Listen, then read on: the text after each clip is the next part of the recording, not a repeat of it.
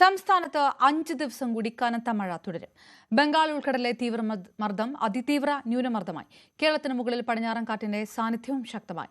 4 ജില്ലകളിൽ റെഡ് അലർട്ടാണ്. 10 ജില്ലകളിൽ ഓറഞ്ച് അലർട്ടും പ്രഖ്യാപിച്ചിട്ടുണ്ട്. കണ്ണൂർ, കാസർഗോഡ്, ഇടുക്കി, പത്തനംതിട്ട ജില്ലകളിലാണ് റെഡ് അലർട്ട്. പത്തനംതിട്ട, ഇടുക്കി, എറണാകുളം, വയനാട്, കണ്ണൂർ, കാസർഗോഡ് ജില്ലകളിലെ വിദ്യാഭ്യാസ സ്ഥാപനങ്ങൾക്ക് ഇന്ന് അവധി പ്രഖ്യാപിച്ചു.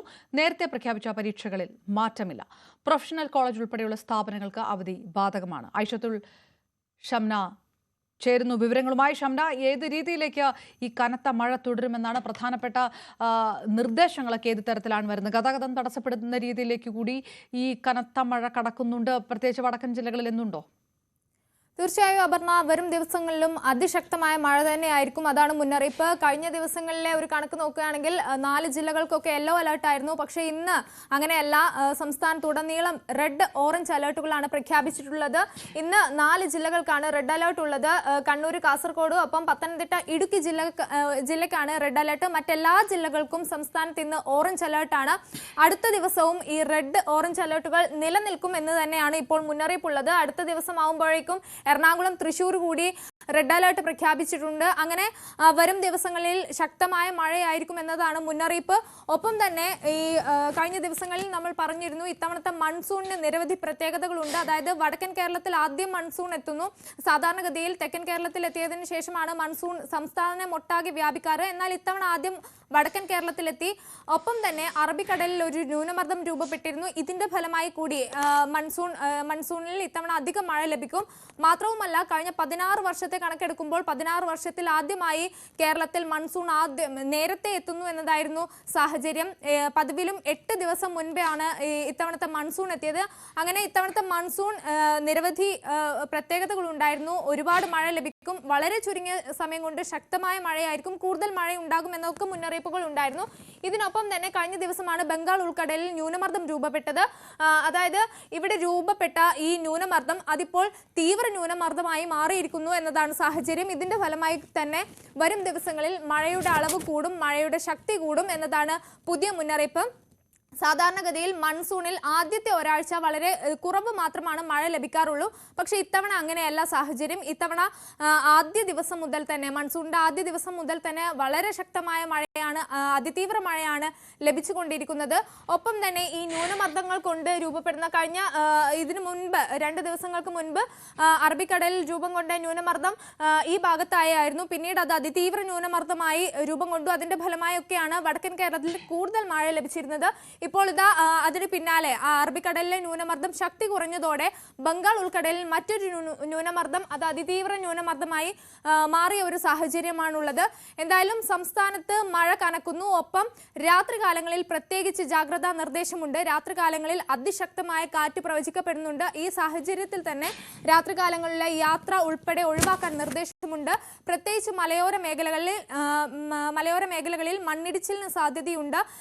ഇനിയിപ്പോൾ മൂന്നാർ, വട്ടവടയിൽ അടക്കം മണ്ണിടിച്ചിൽ റിപ്പോർട്ട് ചെയ്യപ്പെടുന്ന സാഹചര്യമുണ്ട്. ഇതിന്റെ അടിസ്ഥാനത്തിൽ തന്നെ ഈ മലയോര മേഖലകളിലേക്കുള്ള യാത്ര, രാത്രികാലങ്ങളിൽ ഉള്ള യാത്ര, ഇതൊക്കെ ജാഗ്രത വേണമെന്ന് നിർദ്ദേശമുണ്ട്. ഒപ്പം ഈ കേരള, കർണാടക, ലക്ഷദ്വീപ് തീരങ്ങളിൽ മത്സ്യബന്ധനത്തിന് വിലക്കുണ്ട്. കള്ളക്കടൽ പ്രതിഭാസത്തിന് ഒപ്പം ഉയർന്ന തിരമാലകൾക്കൊക്കെ സാധ്യതയുണ്ട്. ഇതിന്റെ അടിസ്ഥാനത്തിൽ തന്നെ കടലിൽ ഇറങ്ങിയുള്ള വിനോദസഞ്ചാരങ്ങൾ ഉൾപ്പെടെ പൂർണ്ണമായും ഒഴിവാക്കാൻ നിർദ്ദേശമുണ്ട്. മാത്രവുമല്ല, ഈ വളരെ ചുരുങ്ങിയ സമയം കൊണ്ട്, അതായത് മഴ ഒരു സമയത്ത് ചിലപ്പോൾ അല്പം മാറി നിൽക്കുന്ന പോലെ തോന്നിയേക്കാം, ചിലപ്പോൾ വെയിൽ അനുഭവപ്പെട്ടേക്കാം. പക്ഷെ അങ്ങനെയല്ല, പെട്ടെന്നായിരിക്കും മഴ പെയ്യുക. അതും വളരെ ചുരുങ്ങിയ സമയം കൊണ്ട് കൂടുതൽ മഴ, ശക്തിയുള്ള മഴ പെയ്യുമെന്നാണ് പ്രവചനം. എന്തായാലും സംസ്ഥാനത്ത് അടുത്ത ഒരാഴ്ച കൂടി ശക്തമായ മഴ തന്നെ ഉണ്ടാകും. നാളെ ഈ റെഡ് അലർട്ടുകൾ കൂടുതൽ ജില്ലകൾക്ക് കൂടി. ഗതാഗതം തടസ്സപ്പെടുന്ന തരത്തിലുള്ള മുന്നറിയിപ്പുകൾ വന്നിട്ടുണ്ടോ? ഇത് മഴ തുടങ്ങിയ സമയത്തൊക്കെ ട്രാക്കിലൊക്കെ മരം വീണ് റെയിൽവേ ഗതാഗതം അടക്കം തടസ്സപ്പെടുന്ന സ്ഥിതിയിലേക്ക് പോയിരുന്നു. അത്തരം അലർട്ടുകളുണ്ടോ? അപർണ, തീർച്ചയായും രാത്രികാലങ്ങളിലെ യാത്രകൾക്കാണ് ഇപ്പോൾ നിയന്ത്രണം ഏർപ്പെടുത്തിയിട്ടുള്ളത്. ഒപ്പം തന്നെ കഴിഞ്ഞ ദിവസങ്ങളിലായി ഈ മരങ്ങൾ വീണ് ശക്തമായ കാറ്റിൽ മരങ്ങൾ കടപുഴകി വീണാണ് ഗതാഗതം തടസ്സപ്പെട്ടത്. പ്രത്യേകിച്ച് റോഡ് ഗതാഗതവും ഒപ്പം തന്നെ റെയിൽ ഗതാഗതവും തടസ്സപ്പെടുന്ന ഒരു സാഹചര്യം ഉണ്ടായിരുന്നു. ഇന്ന് നിലവിൽ അത്തരം വലിയ നാശനഷ്ടങ്ങളൊന്നും റിപ്പോർട്ട് ചെയ്യപ്പെട്ടിട്ടില്ല. എങ്കിലും ആ സാധ്യത തള്ളിക്കളയാനാവില്ല. ഇങ്ങനെയുള്ള ഗതാഗത തടസ്സങ്ങൾ നേരിട്ടേക്കാം. ഒപ്പം തന്നെ താഴ്ന്ന പ്രദേശങ്ങളിൽ വെള്ളക്കെട്ട് രൂപപ്പെട്ടേക്കാം. ഇതിന് അതിന്റെ ഫലമായി കൂടി ഗതാഗതം തടസ്സപ്പെടുമെന്ന മുന്നറിയിപ്പുകളൊക്കെ ഉണ്ട്. എന്തായാലും അതീവ ജാഗ്രത പാലിക്കണമെന്നാണ് നിർദ്ദേശം. ഒപ്പം കഴിഞ്ഞ ദിവസങ്ങളിൽ വടക്കൻ കേരളത്തിൽ മാത്രമായിരുന്നെങ്കിൽ ഇനിയുള്ള ദിവസങ്ങളിൽ അങ്ങനെയല്ല. മധ്യ കേരളത്തിലേക്കും തെക്കൻ കേരളത്തിലേക്കും കൂടി മഴ വ്യാപിക്കുന്നു, അതിതീവ്ര മഴയായി വ്യാപിക്കുന്നു എന്നതാണ് സാഹചര്യം. ഒപ്പം തന്നെ വളരെയധികം ജാഗ്രത പാലിക്കണം. ഈ കള്ളക്കടൽ പ്രതിഭാസം ഒക്കെ നിലനിൽക്കുന്ന സാഹചര്യത്തിൽ തന്നെ കൂടുതൽ ജാഗ്രത വേണം. ഒപ്പം ഈ ന്യൂനമർദ്ദം കൂടി നിലനിൽക്കുന്നുണ്ട്. കഴിഞ്ഞ വർഷങ്ങളെ അപേക്ഷിച്ച് ഇത്തവണ മൺസൂണിൽ കൂടുതൽ മഴ ലഭിക്കുമെന്ന് നേരത്തെ തന്നെ മുന്നറിയിപ്പുണ്ടായിരുന്നു. ഇത്തവണത്തെ മൺസൂണിൽ സാധാരണയേക്കാൾ കൂടുതലായി മഴ, അതായത് ശരാശരിയുടെ 108% മഴ പ്രവചിക്കപ്പെടുന്നത്. മണിക്കൂറിൽ 204.4 mm കൂടുതൽ മഴ ലഭിക്കുമെന്നൊക്കെയാണ് പ്രവചനം. അങ്ങനെയാണെങ്കിൽ മൺസൂണിന്റെ മഴ മാത്രമാണത്. അതിനു പുറമെ ഈ ന്യൂനമർദ്ദം കൊണ്ട് രൂപപ്പെട്ട മഴ കൂടി ഉണ്ടാകും. അതുകൊണ്ട് തന്നെ അതീവ ജാഗ്രത പാലിക്കണം എന്നതാണ് നിർദ്ദേശം. എന്തായാലും സംസ്ഥാനത്ത് ഉടനീളം വ്യാപകമായ മഴയാവുന്നു. ഇതിന്റെ പശ്ചാത്തലത്തിൽ തന്നെ വിദ്യാഭ്യാസ സ്ഥാപനങ്ങൾക്കൊക്കെ അവധി പ്രഖ്യാപിച്ചിട്ടുണ്ട്. ഇന്ന് 6 ജില്ലകൾക്കാണ് അവധിയുള്ളത്. അങ്ങനെ വരും ദിവസങ്ങളിലും അതിതീവ്ര മഴ മുന്നറിയിപ്പ് തന്നെയാണ് നിലനിൽക്കുന്നത്. അതീവ ജാഗ്രത പാലിക്കണമെന്നാണ് നിർദ്ദേശം. അപർണ. ആയിഷത്തുൽ ഷംന വിവരങ്ങൾ നൽകിയത്. അതിനിടെ പത്തനംതിട്ടയിൽ കനത്ത മഴയെ തുടർന്ന് മലയോര മേഖലയിലേക്കുള്ള രാത്രികാല ഗതാഗത നിരോധനം തുടരുമെന്നുള്ള വാർത്തയാണ്. ജില്ലയിൽ ക്വാറികളുടെ പ്രവർത്തനവും നിരോധിച്ചു. കാസർഗോഡും ശക്തമായ മഴയാണ്. റെഡ് അലർട്ട് പ്രഖ്യാപിച്ച സാഹചര്യത്തിൽ ജില്ലയിൽ റാണിപുരം ഉൾപ്പെടെയുള്ള വിനോദസഞ്ചാര കേന്ദ്രങ്ങൾ അടച്ചിടും. ബീച്ചുകളിലേക്കും വിനോദസഞ്ചാരികൾക്ക് പ്രവേശനം അനുവദിക്കില്ല.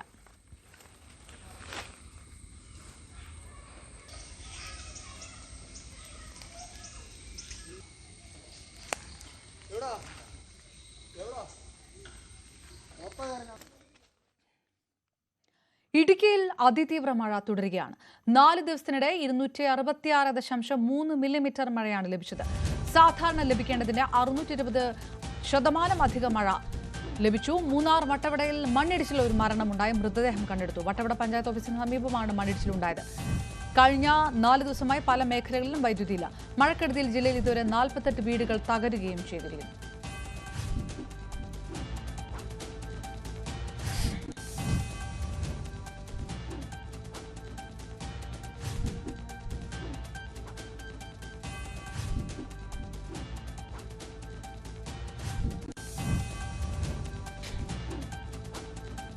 ഇടുക്കിയിൽ നിന്ന് പ്രിൻസ് ജെയിംസ് നമുക്കൊപ്പം ചേരുന്നു. പ്രിൻസ്, മണ്ണിടിച്ചിലിൽ മരിച്ചത് ആരാണ്?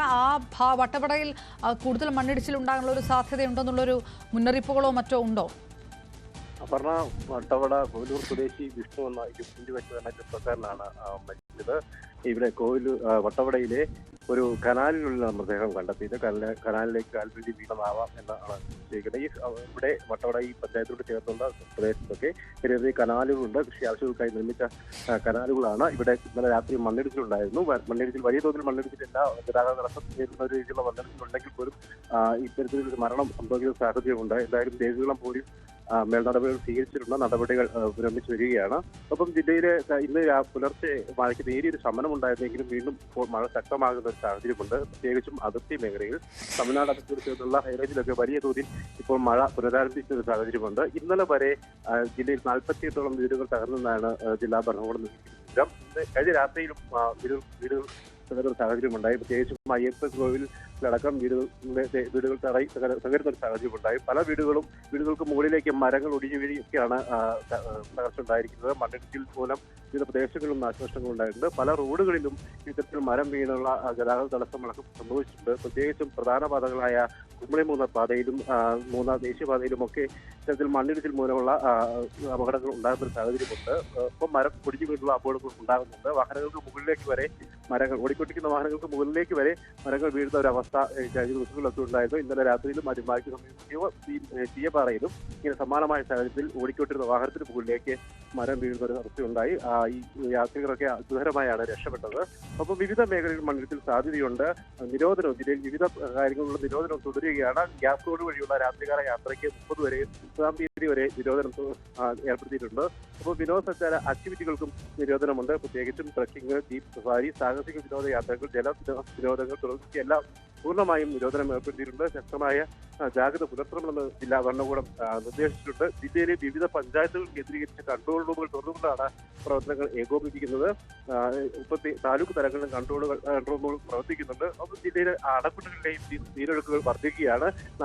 നിലവിൽ കല്ലാർകുട്ടി, പാമ്പ്ള, മലങ്കര ഡാമുകളിൽ നിന്ന് വെള്ളം പുറത്തേക്ക് ഒഴുകുന്നുണ്ട്. ഒപ്പം ഇരട്ടയാർ ഡാമിൽ റെഡ് അലർട്ടിലേക്ക് എത്തുന്ന ഒരു സാഹചര്യമുണ്ട്. ഏത് നിമിഷം വേണമെങ്കിലും ഇരട്ടയാർ ഡാം തുറന്ന് വെള്ളം പുറത്തേക്ക് ഒഴുകും. കല്ലാർ ഡാമിലും ഏകദേശം പരമാവധി സംഭരണശേഷിയിലേക്ക് വെള്ളം അടുക്കുന്ന ഒരു സാഹചര്യമാണ് ഉള്ളത്. ഒപ്പം ചെറുകിട അണക്കെട്ടുകളായ പൊന്മുടി, ചെക്കുളം തുടങ്ങിയ അണക്കെട്ടുകളിലേക്കും വെള്ളം ഉയരുന്നുണ്ട്. എന്നാൽ ഇടുക്കി, മുല്ലപ്പെരിയാർ അടക്കമുള്ള പ്രധാന അണക്കെട്ടുകളിൽ ജലനിരപ്പ് ഉയരുന്നുണ്ടെങ്കിലും ഇപ്പോൾ ആശങ്കജനകമായ സാഹചര്യം ഇല്ല എന്ന് തന്നെയാണ് ജില്ലാ ഭരണകൂടം വ്യക്തമാക്കുന്നത്. അപർണ. റൈറ്റ്. ഏതായാലും ഡാമുകളിൽ ജലനിരപ്പ് ഉയരുമ്പോഴും ആശങ്കാജനകമായ സാഹചര്യമില്ല. പക്ഷേ അതേസമയത്ത് മണ്ണിടിച്ചിലിൽ മരണമുണ്ടായിരിക്കുന്നു. മഴക്കെടുതിയിൽ 48 വീടുകൾ തകരുകയും ചെയ്യുന്ന ഒരു സാഹചര്യം. ഇടുക്കിയിൽ അതിതീവ്ര മഴ തുടർന്നു. ഇനിയുള്ള 4 ദിവസവും മഴ കൂടുതൽ ശക്തമായി തുടരുമെന്നൊരു സാഹചര്യമുണ്ട്. അതുകൊണ്ട് തന്നെ ആ തരത്തിലുള്ള ഒരു മുന്നറിയിപ്പുകൾ സാധാരണക്കാൾ 620% അധികമൊക്കെ മഴ ലഭിക്കുന്ന ഒരു സാഹചര്യമുണ്ട്. പക്ഷേ ഡാമുകളിലെ നില ആശങ്കാജനകമല്ല എന്നുകൂടിയാണ് പ്രിൻസ് ജെയിംസ് വിവരങ്ങൾ നൽകുന്നത്. മൺസൂണിന് മുമ്പ് അതിതീവ്ര മഴയിലേക്ക് കടക്കുമ്പോൾ അത് പുറത്തു വരുന്ന റിപ്പോർട്ടുകൾ നേരത്തെ തന്നെ മണ്ണിടിച്ചിലടക്കം റിപ്പോർട്ട് ചെയ്യുന്നൊരു സാഹചര്യമുണ്ട്. വടക്ക് തൊട്ട് ഇങ്ങ് തെക്ക് വരെ ഗതാഗതം പരിപൂർണമായിട്ട് തടസ്സപ്പെടുത്തുന്ന രീതിയിലേക്ക് കടക്കുന്നു. കടലാക്രമണ ഭീഷണി പലയിടത്തും നിലനിൽക്കുന്ന സാഹചര്യമുണ്ട്. ഈ കാലാവസ്ഥ മോശം പ്രതികൂല നിലയിൽ നിൽക്കുന്ന അതേ സാഹചര്യത്തിൽ തന്നെ ഈ മണ്ണിടിച്ചിൽ കാരണം ദേശീയപാതയിൽ ഉണ്ടായിരിക്കുന്ന വിള്ളലുകൾ അത് പലയിടത്തും ഉണ്ടാക്കുന്ന ബുദ്ധിമുട്ടുകളൊപ്പം കണ്ടെയ്നറുകൾ തീരത്ത് അടിഞ്ഞതുകൊണ്ട് കടൽ മേഖലയിലുള്ള ആശങ്ക, അങ്ങനെ പല തരത്തിലുള്ള ബുദ്ധിമുട്ടുകൾ കൂടി മഴ കനക്കുമ്പോൾ ഇതൊക്കെ കാരണം കൂടുതൽ മോശമാകാനുള്ള ഒരു സാധ്യതയും നിൽക്കുകയാണ്.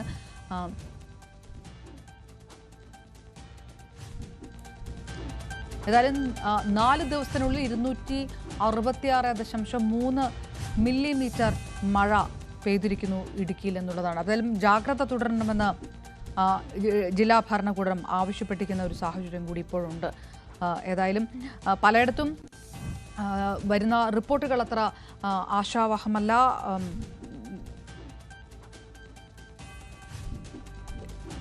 ഡാമുകളുടെ നില ആശങ്കാജനകമല്ല എന്നാണ് അല്പം പ്രിൻസ് പറഞ്ഞത്. പക്ഷേ ഇടുക്കി ഇരട്ടയാർ ഡാമിൽ റെഡ് അലർട്ട് പ്രഖ്യാപിച്ചിരിക്കുന്നു എന്നറിയുന്നു.